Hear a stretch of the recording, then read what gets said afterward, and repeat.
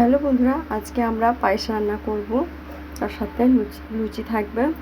পায়েস চালটা ধুয়ে নিয়েছি, আমরা দিয়ে দেবো পরিমাণ মতন জল। জল দিয়ে আমরা শুধু পায়েসটা এখন সেদ্ধ করে নেব। চালটা ধুয়ে রাখা দুটো তেজপাতা, কুচি কুচি করে রাখা কিছু নারকেল দিয়ে দিব পায়েসের মধ্যে। চালটা আমাদের জল দিয়ে সেদ্ধ করা হয়ে গেছে। এবার আমরা দিয়ে দিচ্ছি পরিমাণ মতন দুধ।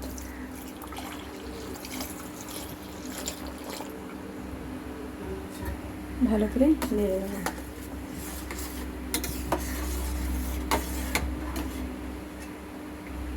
এবার দিয়ে দিচ্ছি চিনি, পরিমাণ মতন চিনি দিয়ে দিচ্ছি। ভালো করে নেড়ে নেব। এই দেখুন বন্ধুরা, আমাদের লুচি আর পায়েস রেডি হয়ে গেছে।